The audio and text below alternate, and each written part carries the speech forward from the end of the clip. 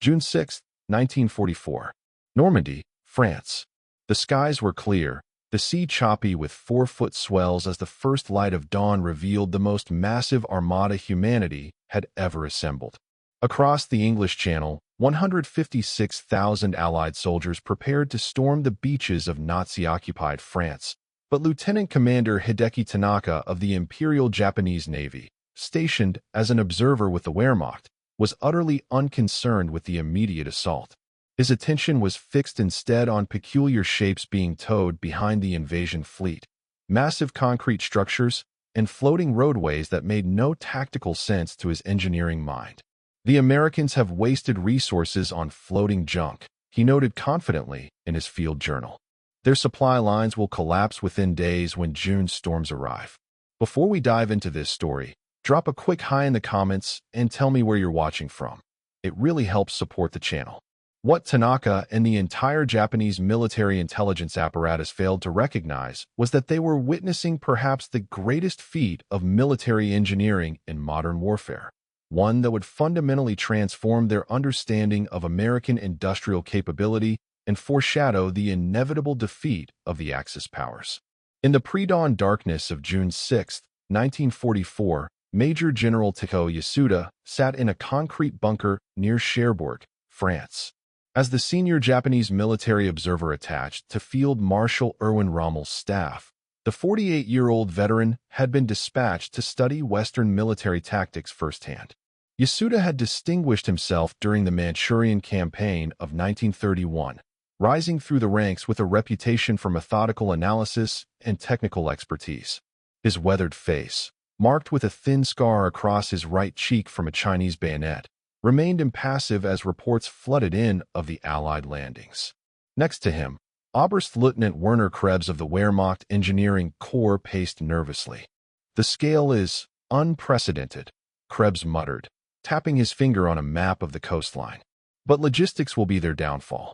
They cannot sustain such a force without a proper harbor."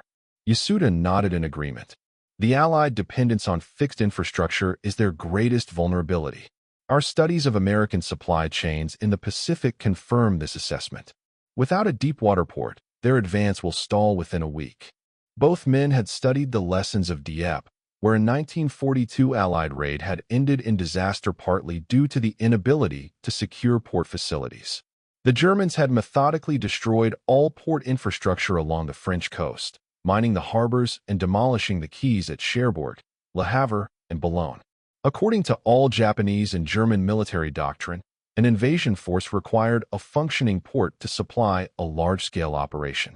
20 miles away, Lieutenant Commander Hideki Tanaka stood atop a coastal artillery position with his German counterpart, Captain Lieutenant Heinrich Müller. Through powerful naval binoculars, Tanaka studied the horizon, his attention drawn to the strange structures being towed behind the invasion fleet. "What are those concrete caissons?" Tanaka asked, adjusting his focus. At 32, Tanaka represented the Japanese Naval Engineering Corps, having graduated first in his class from the Imperial Naval Academy before earning additional degrees in civil engineering. Muller squinted through his own binoculars. "Some type of breakwater elements, perhaps?" The British used similar structures to block smaller harbors earlier in the war.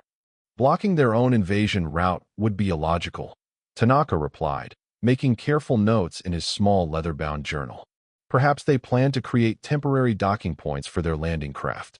"Impossible," Muller said dismissively. "No one can build a functioning harbor in open sea. The channel storms would destroy any temporary structure within days." Tanaka nodded in agreement, but something about the scale and number of components troubled him. According to his calculations, the Allies were towing enough material to create over 10 kilometers of floating roadways and breakwaters. The technical challenges seemed insurmountable, yet the evidence was right before his eyes. In Tokyo, Admiral Mitsumasa Yanai, former Prime Minister and Navy Minister, reviewed the latest intelligence reports from Europe with growing concern. The vast American production capability had been troubling the Imperial High Command since Pearl Harbor, but the reports coming from their observers in Europe painted an increasingly alarming picture. "Their production numbers cannot be accurate," declared General Hideki Tojo, the Prime Minister and Army Minister, tapping the report with obvious skepticism. 8 Liberty ships per day? Over 100,000 aircraft in 1943 alone? These figures must be Allied propaganda. Admiral Yanai removed his glasses and rubbed the bridge of his nose. I fear they are accurate, Prime Minister. Our attaches in Germany have verified the production statistics through multiple sources. The Americans commissioned 141 aircraft carriers in 1943. We commissioned 3. The stark contrast hung in the air between them. Japan had entered the war with confidence in its qualitative advantages, better trained pilots, superior fighter aircraft, and the fighting spirit of Bushido. But the industrial gap was becoming an abyss. While Japanese factories struggled to replace losses from the Battle of Midway, American shipyards were producing a new fleet every year. What of these reports from Normandy? Tojo asked, turning to the next page. Our observers claim the Americans are attempting to build artificial harbors for their invasion force.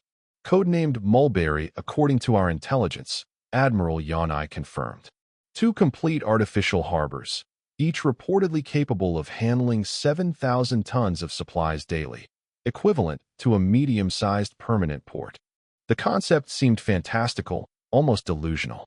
In the entire history of warfare, no military had successfully constructed a functioning deepwater harbor during an active campaign, much less in the notoriously treacherous English Channel.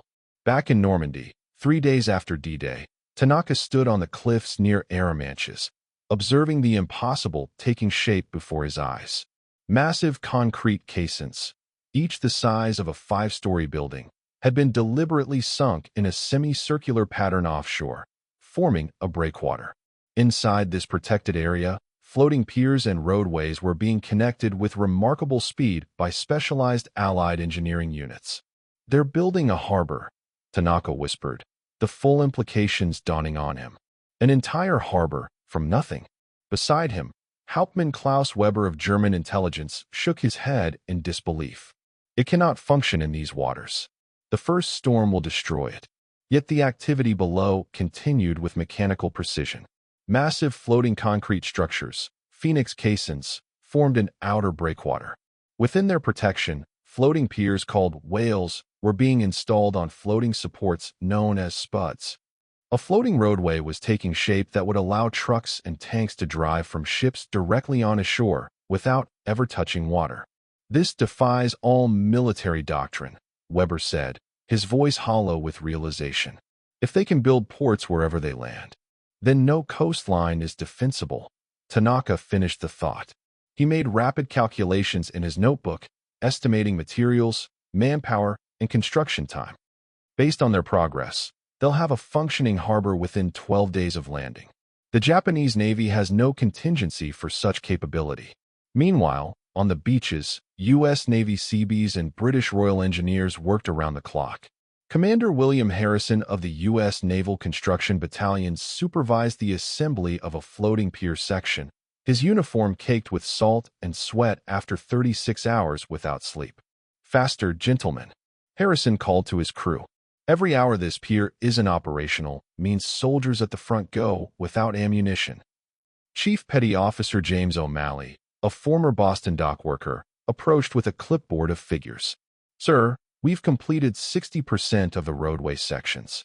British teams have the outer breakwater almost finished. We're ahead of schedule." Harrison nodded with satisfaction. "Good work, Chief. What about casualties?"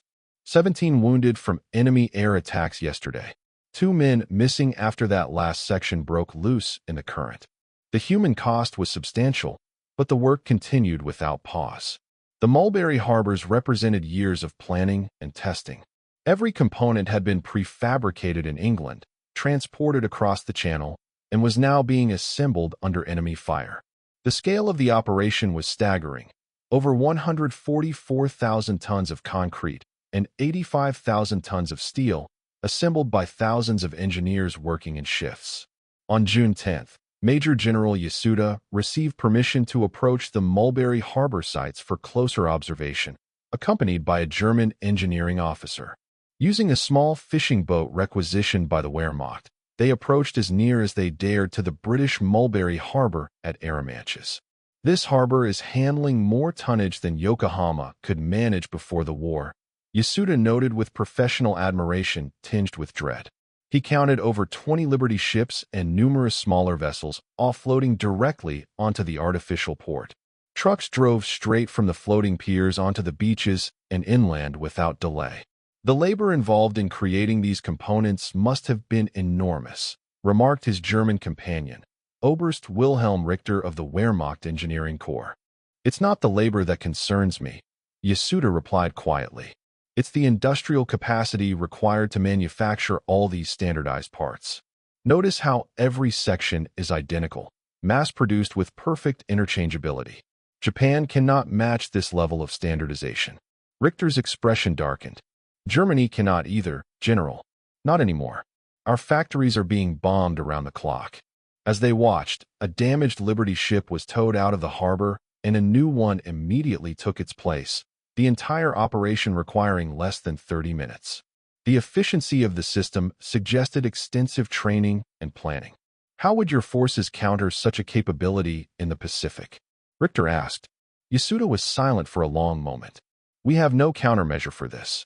Our entire defensive strategy in the Pacific assumes the Americans need to capture our port facilities intact, if they can bring their own harbors. He didn't finish the sentence. He didn't need to. In the American sector at Omaha Beach, the second Mulberry Harbor was progressing rapidly despite initially falling behind schedule. Captain Robert Davis of the Army Corps of Engineers directed operations from a command post overlooking the growing port facility. We've got 7 Phoenix caissons in position, reported Lieutenant Sarah Reynolds, one of the few women allowed near the front as a logistics specialist and engineer.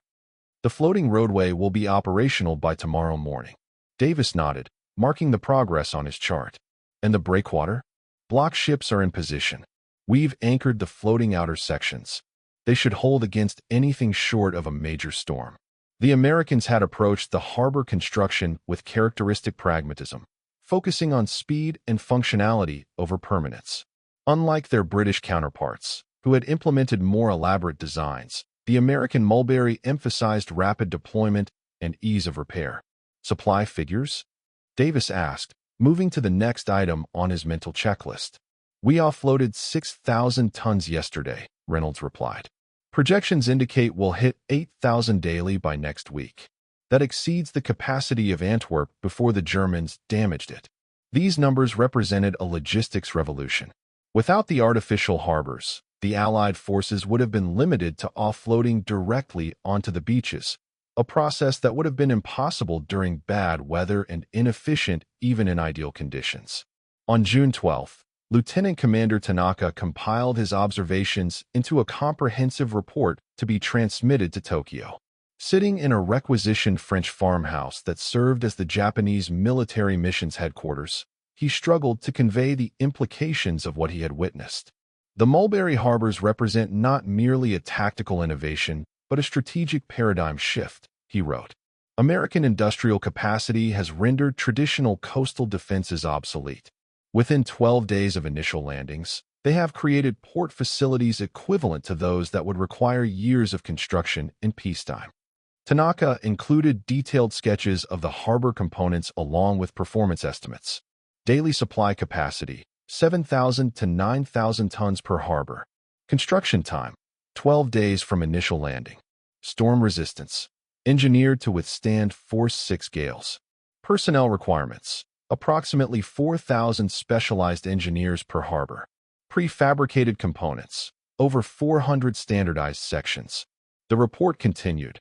Most concerning is not the engineering achievement itself, but what it reveals about Allied industrial capacity. The Phoenix caissons alone required more concrete than Japan produced for all military purposes in 1943. Each harbor contains more steel than was used in the construction of the Yamato. This comparison to Japan's massive battleship, the pride of the Imperial Navy, was deliberately chosen for its shock value. The Yamato had consumed enormous resources, yet the Allies had casually dedicated more steel to temporary harbors that they expected to use for only a few months. As Tanaka completed his report, a German signals officer appeared at his door. "Commander, we've received weather reports. A major storm is approaching the channel. Force 7, possibly Force 8 winds predicted within 36 hours. Tanaka nodded. Thank you. This will be the true test of the Mulberry Harbors. No temporary structure should withstand such conditions. The storm that hit the Normandy coast on June 19th exceeded even the meteorologists' dire predictions. For 4 days, gale-force winds and massive waves battered the coastline and the newly constructed harbors. Tanaka and the German observers watched from the safety of the cliffs, certain they were witnessing the collapse of the Allied supply system. No floating harbor could survive this, declared Oberst Richter as they observed enormous waves crashing over the breakwaters. Physics and nature will accomplish what our forces could not. The damage was indeed severe. Massive phoenix caissons broke their moorings and drifted. Floating roadway sections buckled under the assault of 30-foot waves. The American Mulberry Harbor at Omaha Beach suffered catastrophic damage, with over 50% of its structures destroyed or rendered unusable. Yet to the astonishment of the Axis observers, the British Mulberry at Arromanches held, damaged but functional. More importantly, repair crews were already at work before the storm fully subsided, with replacement components arriving from England within hours. They anticipated storm damage, Tanaka realized aloud. They built redundancy into the system and prepared replacement parts in advance. It was another example of the overwhelming material advantage the Allies enjoyed. They could afford to build duplicate components and entire backup systems. In Tokyo, Admiral Yanai presented Tanaka's report and subsequent updates to the Imperial War Council with grave concern. The implications extended far beyond the European theater. If the Americans can build temporary harbors in the English Channel, they can certainly do the same in the Pacific, he explained to the assembled military leadership. Our strategy of destroying port facilities before retreat is now obsolete. General Korechika Anami, the army minister, leaned forward. Surely the conditions in the Pacific are different. Typhoons would destroy such temporary structures. The Mulberry Harbor at Arromanches survived Force 8 gales, Admiral Yanai countered. Some components were damaged, but the harbor remained operational. They simply replaced the damaged sections from their seemingly endless supply. The silence that followed was heavy with implication.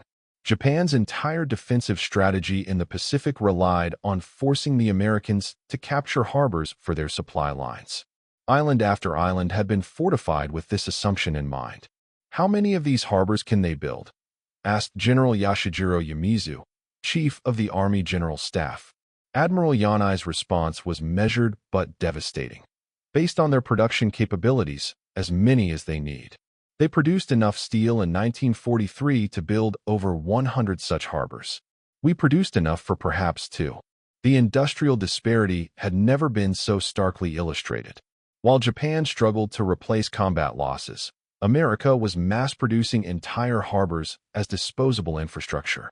By late June, the Mulberry harbors were handling over 9,000 tons of supplies daily, exceeding their design specifications. Allied forces pushed inland with robust supply lines, unhindered by the logistics problems that had plagued previous amphibious operations. Lieutenant Commander Tanaka remained in Normandy as long as possible, documenting the harbor operations with meticulous attention to detail. His final report, completed on July 10th before he was forced to evacuate ahead of advancing Allied forces, contained a warning that would resonate throughout the highest levels of Japanese military leadership. The Mulberry harbors demonstrate that American industrial capacity has fundamentally altered the nature of modern warfare. Where Japan requires years to build, America builds in days. Where we must preserve, they can replace. This disparity cannot be overcome through tactical innovation or fighting spirit alone. As Tanaka made his way back to Japan through submarine transfers and neutral countries, the implications of the Normandy harbors spread through Japanese military planning circles. Vice Admiral Takajiro Onishi, a senior planning officer who would later found the Kamikaze program, reviewed Tanaka's findings with growing alarm. If these reports are accurate, he told his staff, then our entire Pacific defense strategy must be reconsidered. We have fortified islands under the assumption that the Americans must capture our port facilities intact. Captain Mitsuo Fukuda, who had led the attack on Pearl Harbor, studied the technical drawings of the mulberry components. The industrial capacity required to produce these on a scale for Pacific operations is difficult to comprehend. Each of these caissons contains more concrete than we allocated for all bunker construction in the Philippines this year. The stark production statistics painted an increasingly hopeless picture. U.S. steel production, 1943, 80.6 million tons. Japanese steel production, 1943, 7.9 million tons. U.S. concrete production, 1943, 10.3 million tons. Japanese concrete production, 1943, 1.8 million tons. How does one fight an enemy who can build faster than we can destroy? Onishi asked quietly. By August 1944, the implications of the mulberry harbors had been integrated into Japanese strategic planning. At an imperial conference attended by Emperor Hirohito himself, Admiral Yanai presented a revised assessment of American capabilities. Based on what we witnessed at Normandy, we must assume the Americans can establish supply bases on any island in the Pacific, regardless of existing infrastructure, he explained. Their ability to create harbors where none exist negates our strategy of destroying port facilities during withdrawals. The emperor, normally silent during military discussions, asked a simple question: can we match this capability? The uncomfortable silence that followed provided its own answer. Japan lacked the raw materials, the manufacturing capacity, and the specialized engineering units to replicate the mulberry harbors. The gap was not one that could be closed through determination or sacrifice. As the war in the Pacific intensified, the lessons of Normandy influenced Japanese defensive planning. Rather than concentrating on denying port access, Japanese forces increasingly focused on the beaches themselves, constructing elaborate defensive networks to prevent initial landings, a strategy that would reach its bloody culmination at Iwo Jima and Okinawa. Lieutenant Commander Tanaka finally returned to Japan in October 1944, following a hazardous journey through German-occupied Europe, across Russia via diplomatic transport, and finally by submarine to the Japanese mainland. His first-hand testimony before the Naval General Staff had an immediate impact. The Americans didn't just build a temporary pier, he explained to the assembled admirals. They created entire artificial harbors with greater capacity than most of Japan's permanent ports. More importantly, they did it as a matter of routine, an expected part of their invasion plan rather than an extraordinary measure. Admiral Somu Toyota, Commander-in-Chief of the Combined Fleet, asked the question that dominated Japanese strategic thinking: how do we counter such industrial capacity? Tanaka had spent months contemplating this very question. His answer was not reassuring. We cannot match their production capability. Our only hope is to make invasion so costly in human terms that their political will falters before our military capacity is exhausted. This assessment helped cement the Japanese strategy of maintaining a defensive perimeter of heavily fortified islands, exacting the highest possible cost for each American advance. It also contributed to the decision to employ special attack units, kamikazes, as a means of inflicting casualties that might break American resolve. In April 1945, as American forces fought to secure Okinawa, just 340 miles from the Japanese mainland, engineers from the same units that had constructed the mulberry harbors were building artificial piers and breakwaters to support the massive logistical requirements of the operation. Using many of the lessons learned at Normandy, they established supply facilities capable of handling thousands of tons daily regardless of weather conditions.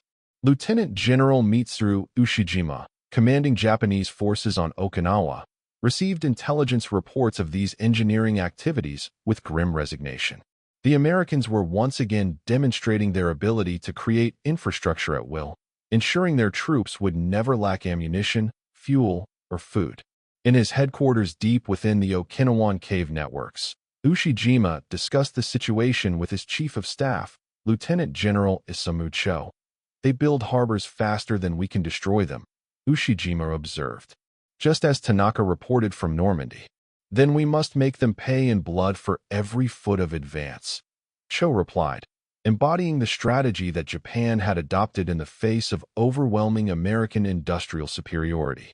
The battle for Okinawa would claim over 12,500 American and 110,000 Japanese lives in what became the bloodiest campaign of the Pacific War.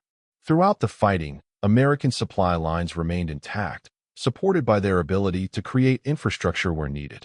In Tokyo, Lieutenant Commander Tanaka had been promoted to commander and assigned to the Navy's Technical Division, where he worked to develop countermeasures against Allied engineering capabilities. As reports from Okinawa confirmed his observations from Normandy, he compiled a final assessment for the Naval General Staff. The American victory at Normandy was not won solely on the beaches or in the hedgerows, he wrote. It was won in their factories and shipyards, where they mass-produced the means to overcome any obstacle. The Mulberry Harbors represent the most visible example of this industrial superiority, the ability to simply manufacture solutions to strategic problems. Tanaka's report included a stark comparison. To duplicate the Mulberry Harbor capability would require Japan to suspend all other military production for approximately 7 months. The Americans built 2 such harbors simultaneously while also producing aircraft, tanks, ships, and ammunition in quantities that dwarf our total output. On August 15, 1945, Emperor Hirohito announced Japan's surrender, bringing World War II to a close. In his private conversations with senior military leaders leading up to this decision, the industrial disparity between Japan and the United States, so dramatically demonstrated by the Mulberry Harbors, featured prominently in the strategic assessment. Even if we sacrifice the lives of millions of Japanese, Admiral Yanai had argued, we cannot overcome an enemy who can build faster than we can destroy. In the years following the war, Commander Tanaka served as a technical advisor during the American occupation, helping to rebuild Japan's shattered infrastructure. His experience with the Mulberry Harbors influenced his approach to rapid construction techniques, contributing to the remarkable speed of Japan's post-war recovery. During a 1952 conference on harbor engineering in Tokyo, now retired Tanaka met British engineer Alan Beckett, one of the designers of the Mulberry Harbor floating roadways. Their conversation, between former enemies now committed to reconstruction, centered on the technical achievements at Normandy. The success of the Mulberry Harbors wasn't just in their engineering, Beckett explained. It was in the industrial capacity that made them possible, the ability to allocate enormous resources to solving a single problem. Tanaka nodded in understanding. That was the lesson Japan failed to grasp until too late. We evaluated war in terms of territory, courage, and tactical skill. You approached it as an industrial challenge, a problem to be solved through production. Both approaches have their place, Beckett suggested diplomatically. Perhaps, Tanaka replied, but history has rendered its judgment on which approach prevails in modern warfare. The legacy of the Mulberry Harbors extended far beyond World War II. Their success influenced amphibious operations planning throughout the Cold War and into the modern era. More importantly, they demonstrated how industrial capacity can reshape military doctrine, creating new possibilities that render traditional defenses obsolete. The harbors themselves were designed to last only 3 months, after which permanent port facilities would be captured and restored. In reality, the Mulberry Harbor at Arromanches remained in operation for 10 months, handling over 2.5 million men, 500,000 vehicles, and 4 million tons of supplies. Portions of its concrete caissons remain visible from the beaches of Normandy today, a testament to American engineering and industrial might that changed the course of World War II and fundamentally altered Japanese strategic calculations in the Pacific. In his final memoir, completed shortly before his death in 1976, Hideki Tanaka reflected on what he had witnessed at Normandy. The moment I saw the Mulberry Harbors taking shape, I understood that Japan could not win the war. When your enemy can build entire harbors in less than 2 weeks, harbors that would take us years to construct, traditional concepts of military advantage become meaningless. The Americans didn't just defeat us with their harbors, but with what those harbors represented. An industrial capacity so vast that it rendered obsolete every assumption upon which our war plans were based. And that concludes our story. If you made it this far, please share your thoughts in the comments. What part of this historical account surprised you most? Don't forget to subscribe for more untold stories from World War II, and check out the video on screen for another incredible tale from history. Until next time.